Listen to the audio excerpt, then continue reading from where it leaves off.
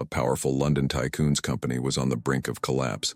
During a multi-million-pound meeting with Japanese executives, his crucial translator simply disappeared, and no amount of money or crisis management expertise could solve the problem in time. The only hope came from where no one would have expected. Emily, the 8-year-old autistic daughter of his dedicated assistant Sarah, a girl immersed in her own universe of anime and Japanese culture. With a simple gesture, she became the key not only to saving the business, but to unlocking the very heart of the company. But before we discover how her quiet genius saved what money couldn't buy and transformed everyone forever, we want to know, from which city are you watching us and what time is it there?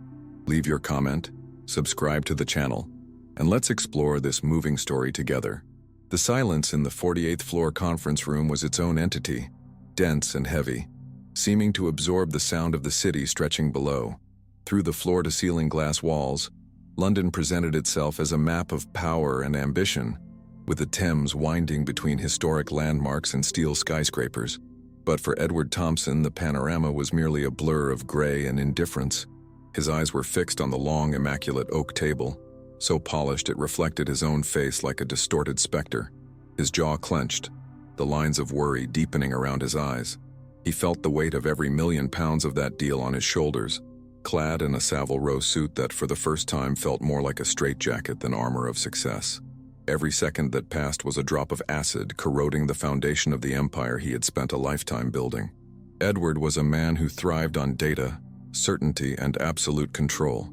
His career was a meteoric rise built on the ability to predict variables, mitigate risk, and eliminate any element of unpredictability. Emotions to him were noise in the system, inefficiencies to be suppressed. He saw the world as a vast chessboard, and each person a piece with a defined purpose. His assistant, Sarah, was an efficient piece. His directors were strategic pieces. The translator who should have been there, Alistair Finch, was a crucial piece, and the inexplicable absence of this piece was about to upend his entire game. He discreetly tapped the tip of his Mont Blanc pen on the surface of the desk, a restrained rhythm that betrayed the storm of panic building in his chest, a feeling he despised with all his might for being so illogical and uncontrollable. Across the table, the Japanese delegation waited with a patience that was almost an art form and, for Edward, torture. Led by Mr. Kenshin Tanaka, an older man whose erect posture and serene gaze belied his reputation as a ruthless negotiator, the 4 executives seemed completely oblivious to the unfolding drama. They sipped their tea, surveyed the city, and occasionally exchanged a quiet word, their expressions unreadable. This imperturbable calm, rather than reassuring Edward, only increased his agony. He knew enough about Japanese business culture to know that punctuality was a pillar of respect, and every minute his translator was late was an offense, an irreparable crack in the delicate bridge of trust he had spent months building. He felt like a host whose guest of honor decided, at the last minute, not to show up for the banquet. The clock on the wall, a minimalist piece of Swiss design, read 2:52 p.m.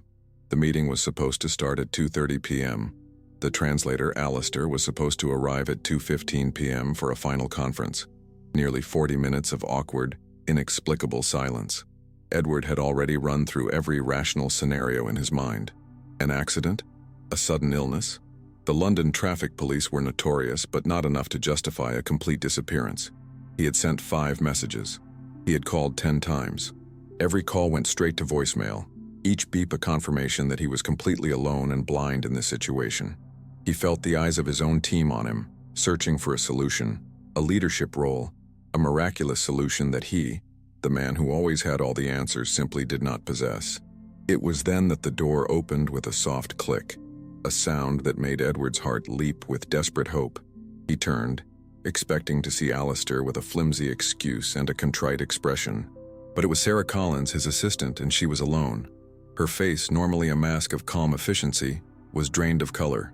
Her eyes, which usually met his with professional confidence, now dropped to the floor. She clutched her smartphone so tightly that her knuckles were white. The hope in Edward's chest withered and died instantly, replaced by the cold, heavy certainty of disaster. Trouble was no longer on its way. It was there, personified in the pale, trembling figure of his assistant. "He's not coming, Mr. Thompson," Sarah whispered, leaning closer. Her voice was so low it was barely audible above the hum of the air conditioning. "I managed to reach his wife.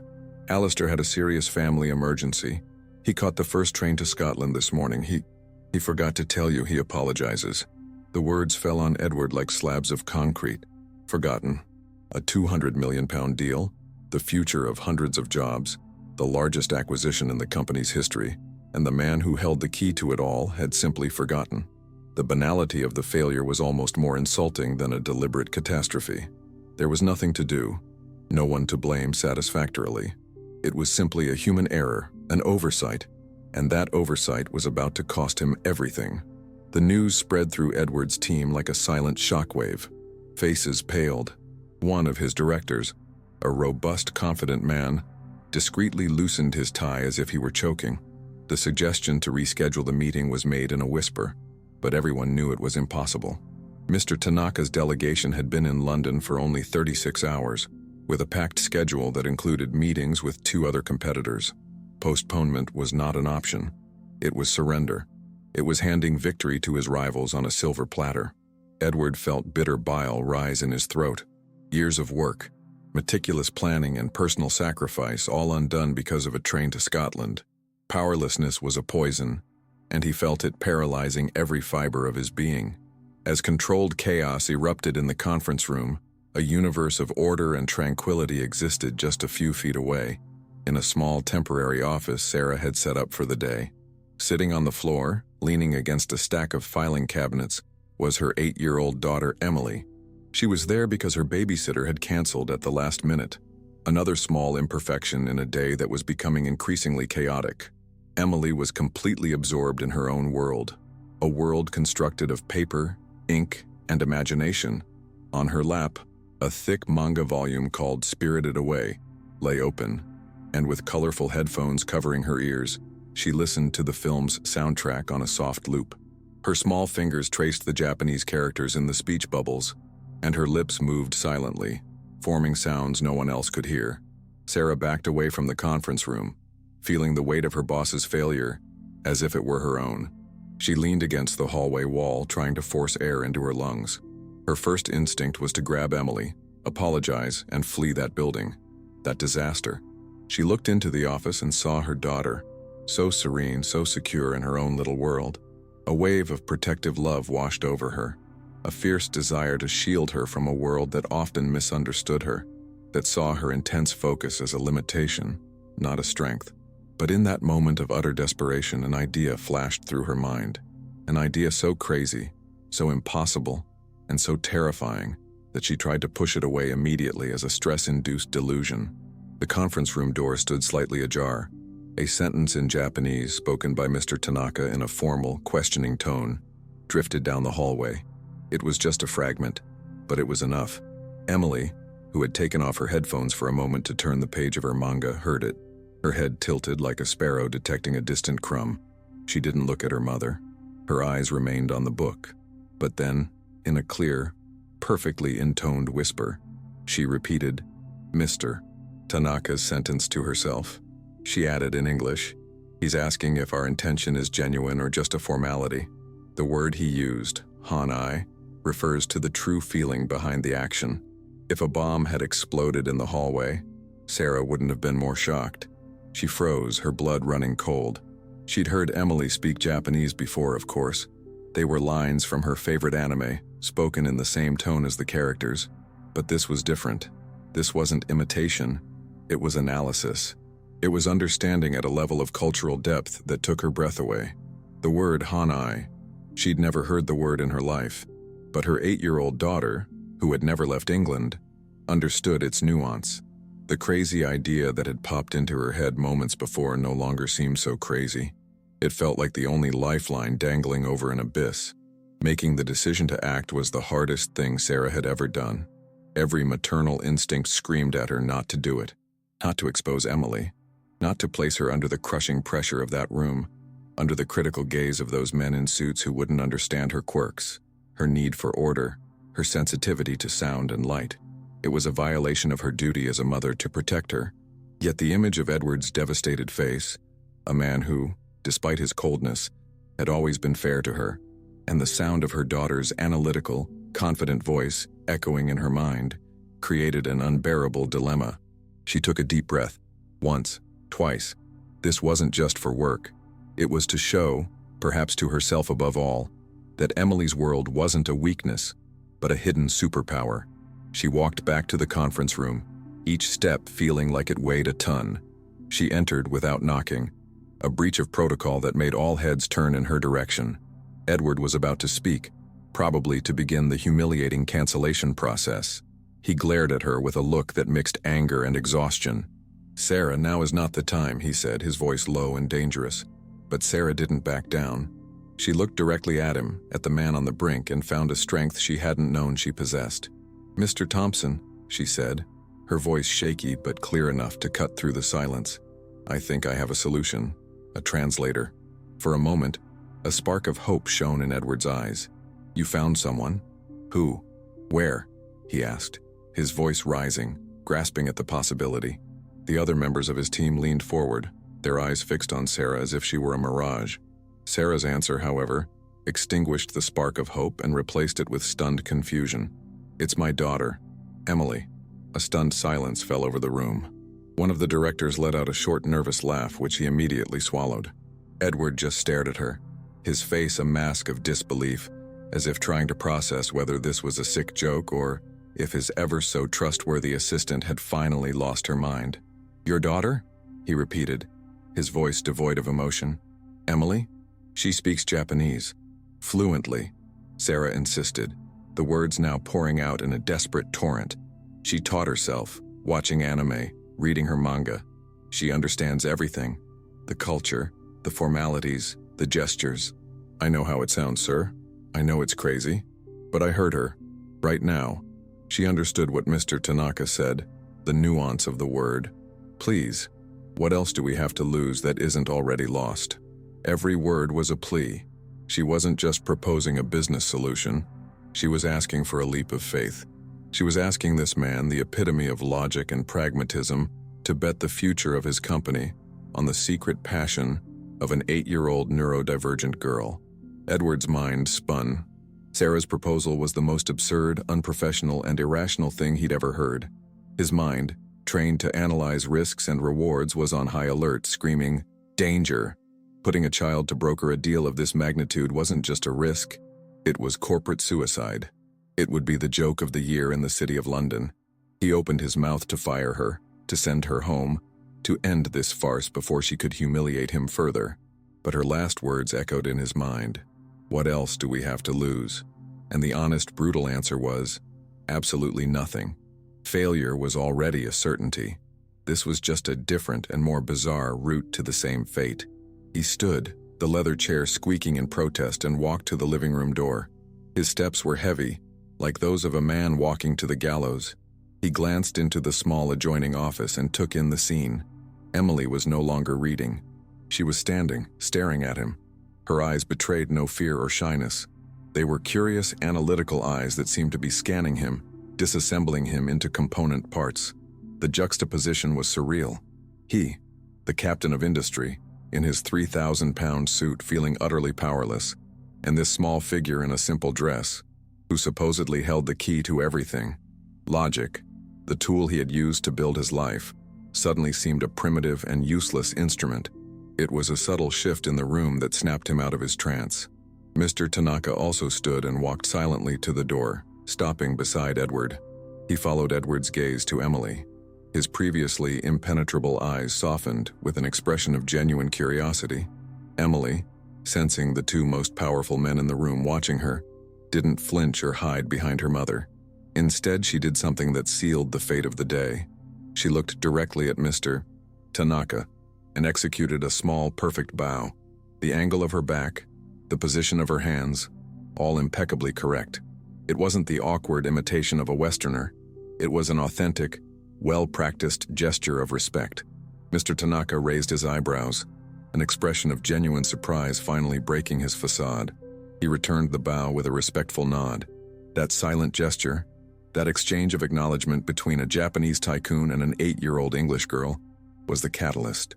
It was a communication that transcended language and business.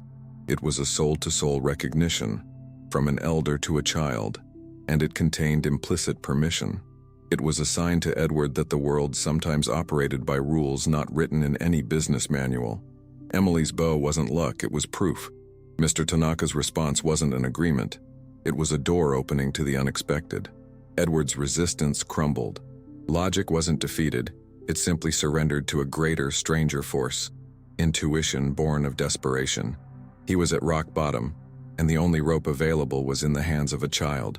Grabbing it was madness, but not grabbing it was the only certainty of falling.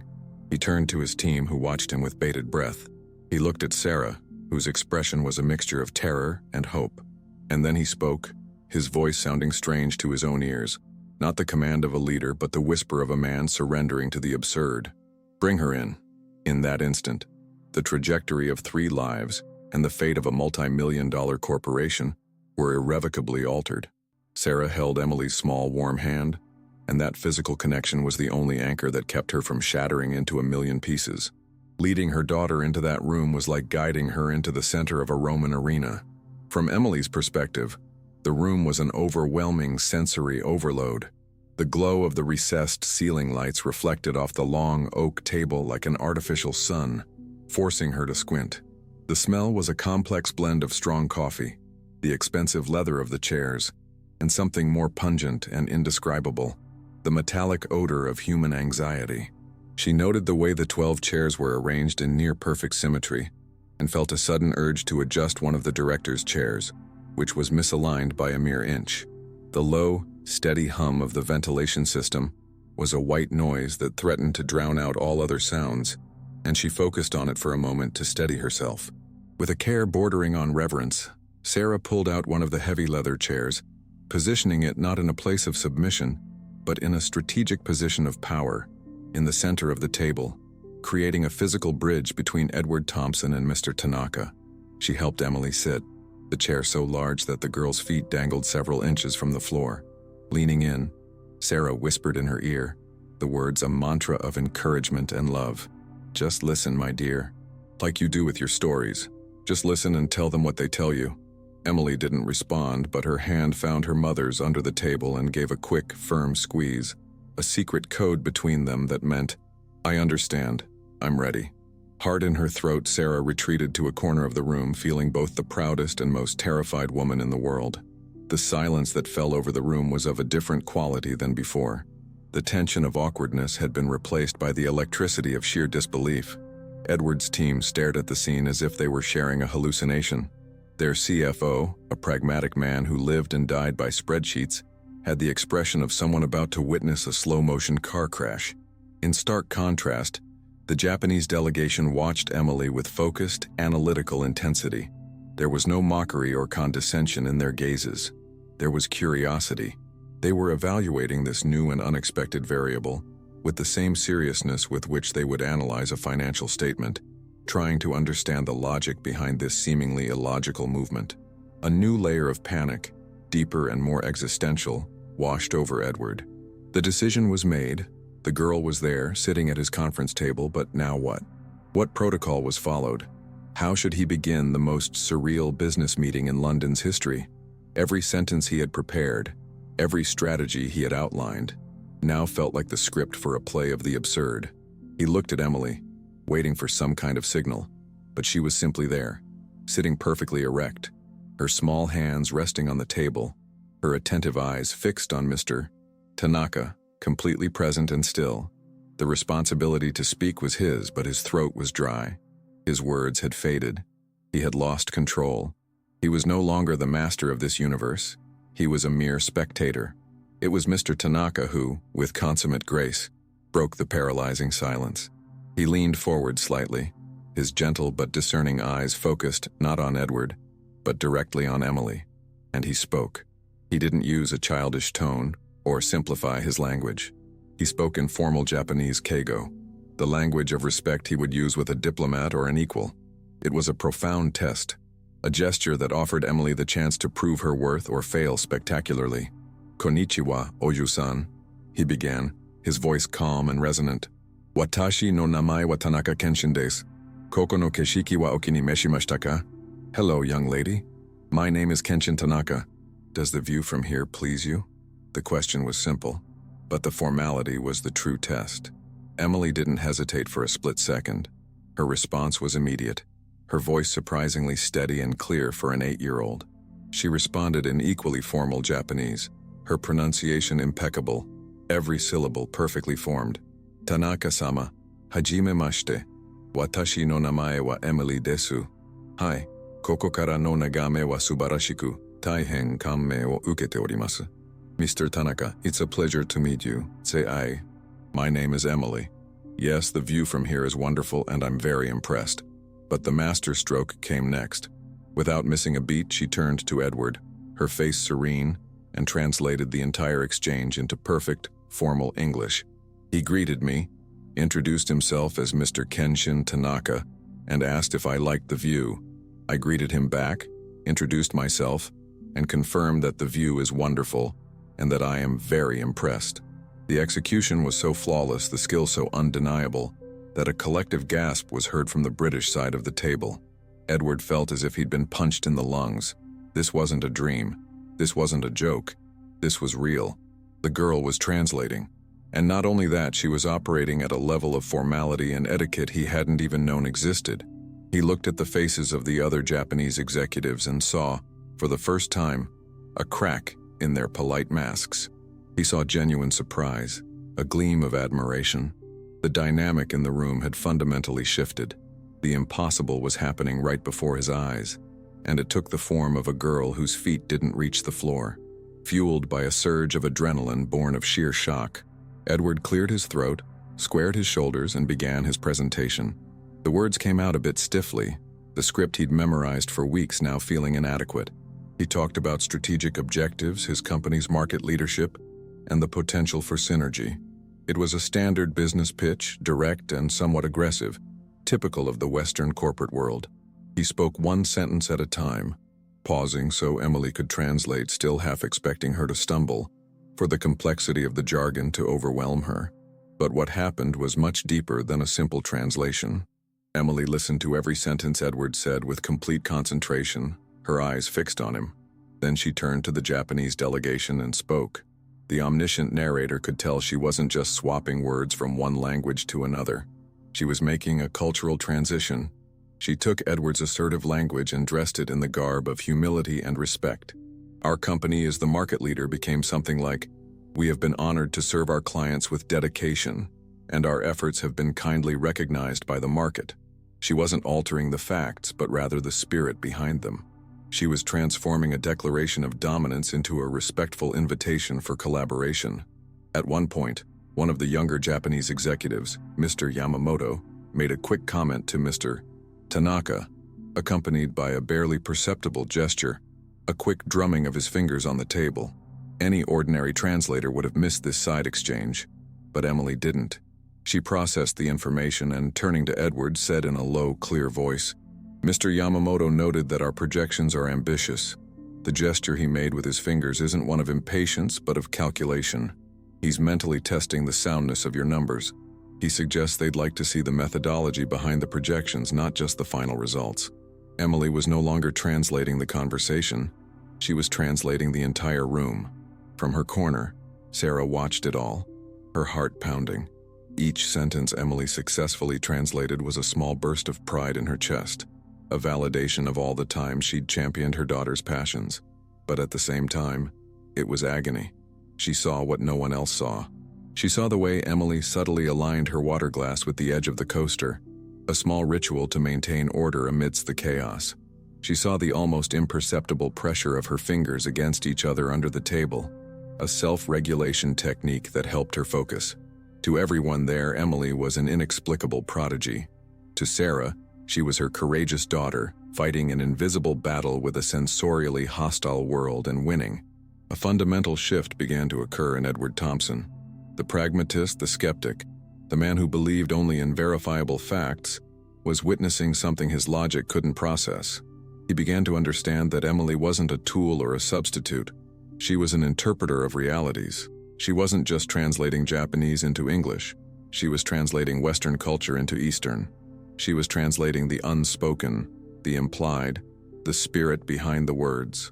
He stopped reciting his speech. His posture changed. He began to speak with her, not just through her.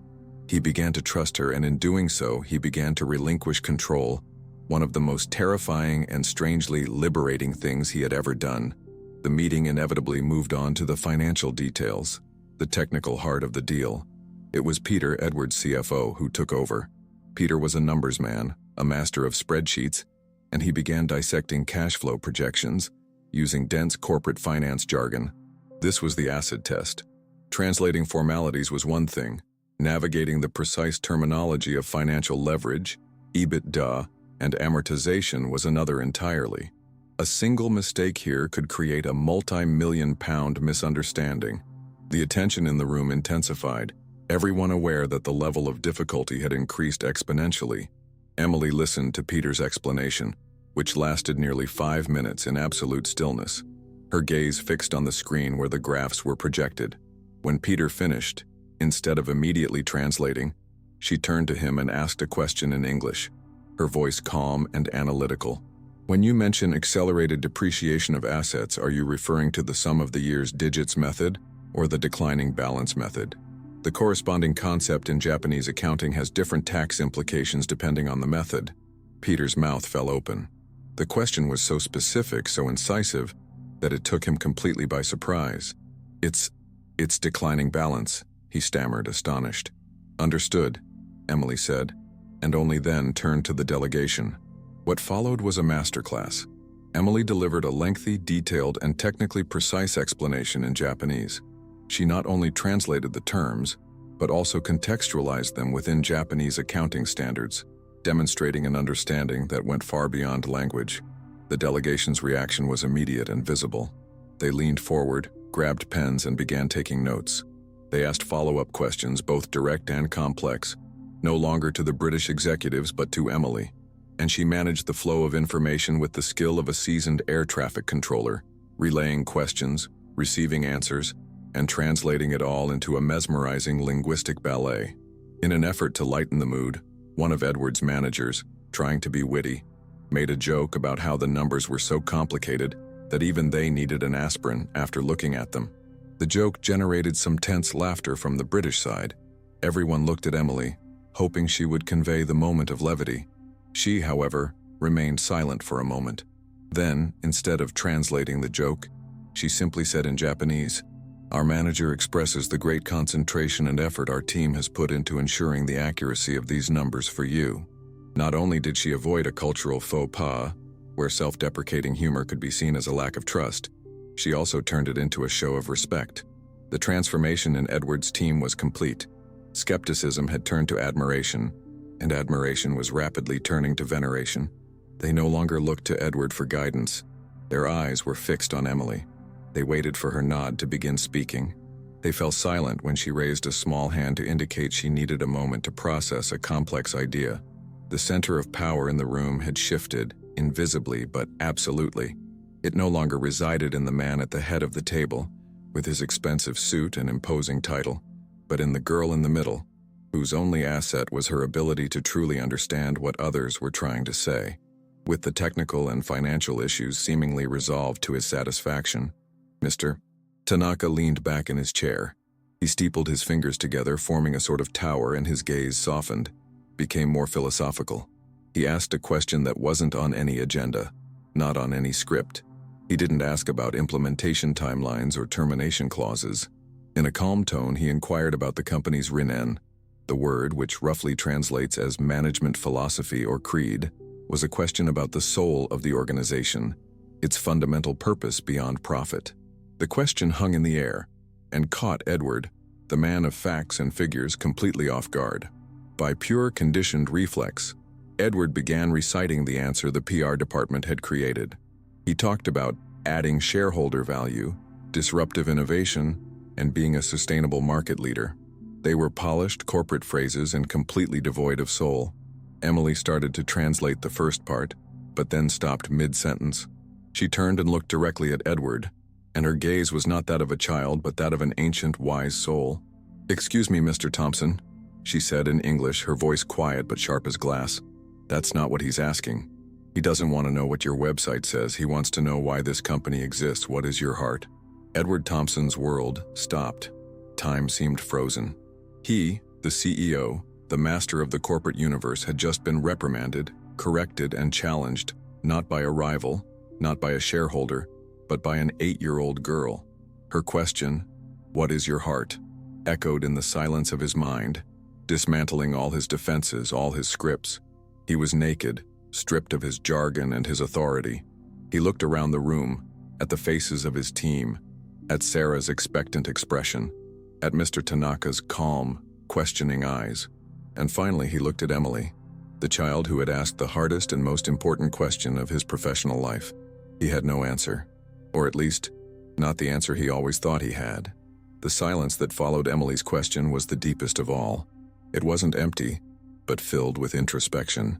Edward felt the weight of everyone's gaze in the room, but for the first time, he didn't feel judged. He felt seen. Her question had cut through years of corporate veneer and reached something he'd forgotten existed. He didn't think about shareholders, profits, or the competition.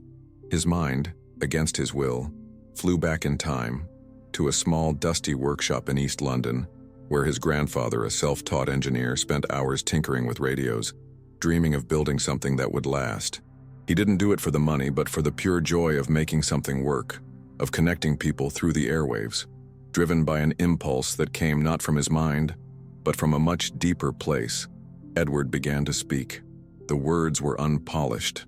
They were simple, hesitant, and charged with an emotion he hadn't allowed himself to feel in decades. He talked about his grandfather. He talked about the first time he, as a boy, soldered a circuit and felt the magic of creating something from nothing. He talked about the pride he felt not in closing a deal, but in seeing a product of his company in someone's hands, improving that person's life in a small but real way. He admitted that somewhere along the way, on his climb to the top, he had forgotten that feeling, trading purpose for metrics. As Edward spoke, Emily translated, but her translation was more than words. Her young, clear voice seemed to capture the essence of Edward's confession, the nostalgia, the regret, and the spark of rediscovered passion. She conveyed her grandfather's story not as historical fact, but as a founding myth, the soul of the company. For the Japanese delegation, which values history, legacy, and purpose above all else, that narrative was more powerful than any financial projection. They were no longer listening to a CEO. They were listening to the grandson of a dreamer, a man reconnecting with his roots.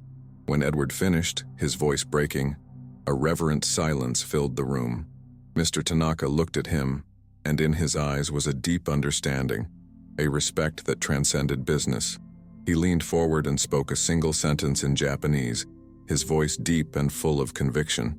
Emily, like a perfect echo, turned to Edward, her eyes reflecting the seriousness of the moment.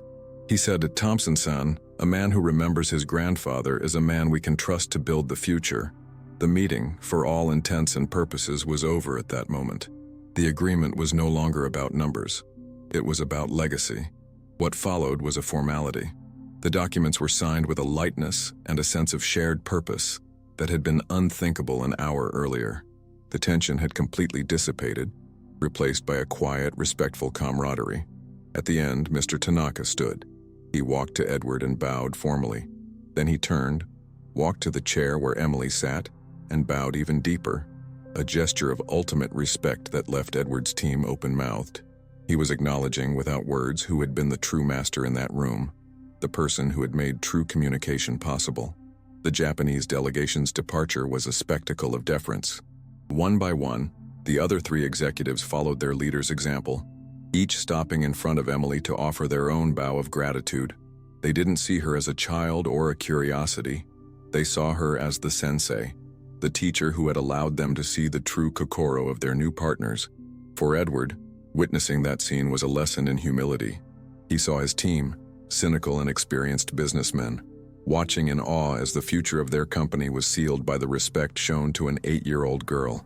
When the door finally closed, leaving only the British team in the room, the silence that fell was one of exhaustion, relief, and sheer astonishment. No one seemed to know what to say or how to act, how to return to the ordinary world after witnessing the extraordinary. They looked at each other, at the signed contracts on the table, and finally at the small figure who, with the same concentration he had used to translate, was now methodically packing his manga into his backpack, his task complete, ready to return to his own world. The first to break the silence was Peter, the CFO, the numbers man. He walked slowly toward Emily, his usually impassive face now expressing raw emotion. He didn't crouch down to speak to her like a child. He stood and said, with the seriousness of someone closing an annual report, "Emily, on behalf of all of us, thank you so much.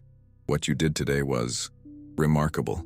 One by one, the others followed, each offering their own version of gratitude, their eyes filled with newfound respect.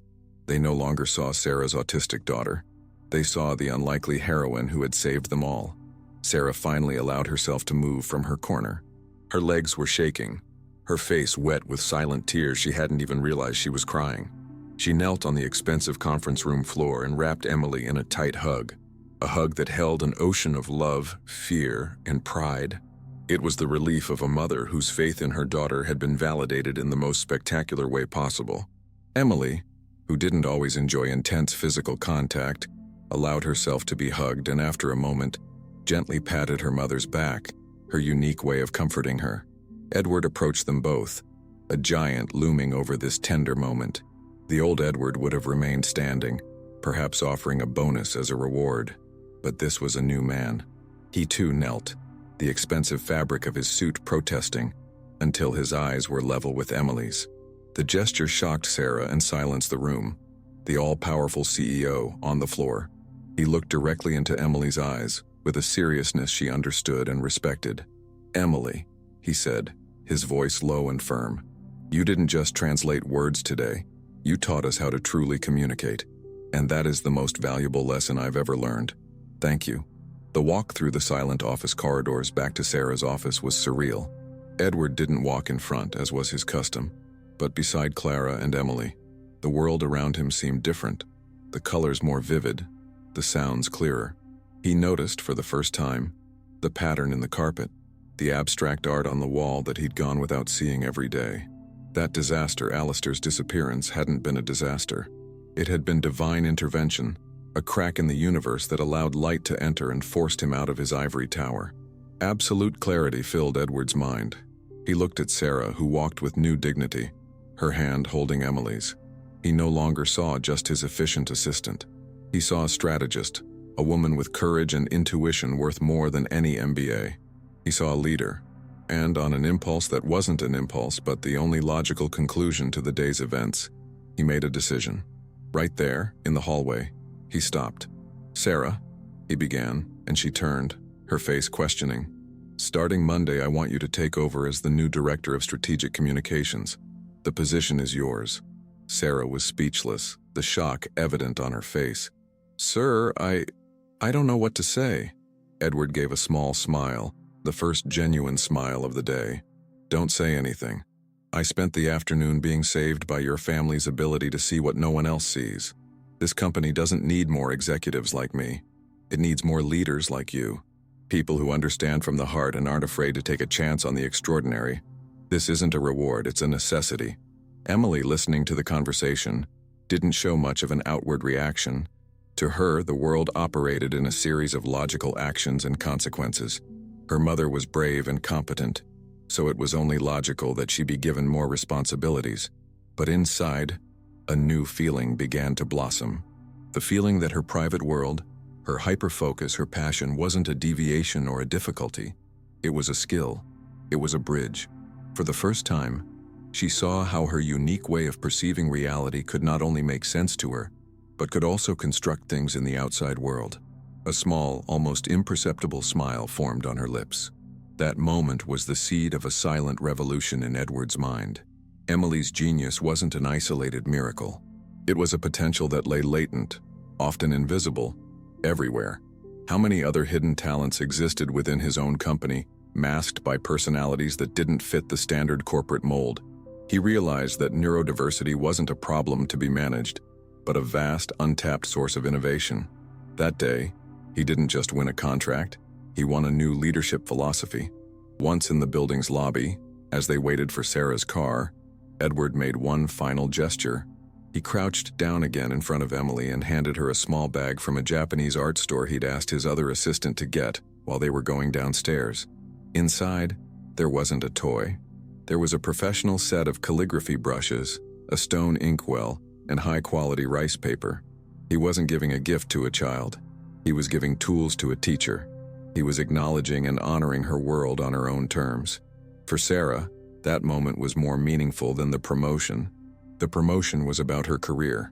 That gift was about her daughter's soul. Seeing Emily, who had so often been misunderstood, seen, valued, and respected in her essence by a man like Edward Thompson, was the greatest victory of her life.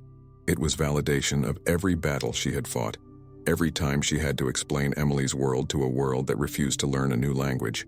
Emily accepted the gift with a solemn nod. She opened the box and ran her fingertips over the soft bristles of the brushes, feeling the texture of the bamboo. In her mind, the Japanese characters she loved so much weren't just drawings. They were vessels of meaning and beauty. That day, she had built a bridge with spoken words. Now she had new tools to build more bridges, perhaps with the silent beauty of art. The seed of her future journey as a neurodiversity advocate was planted there.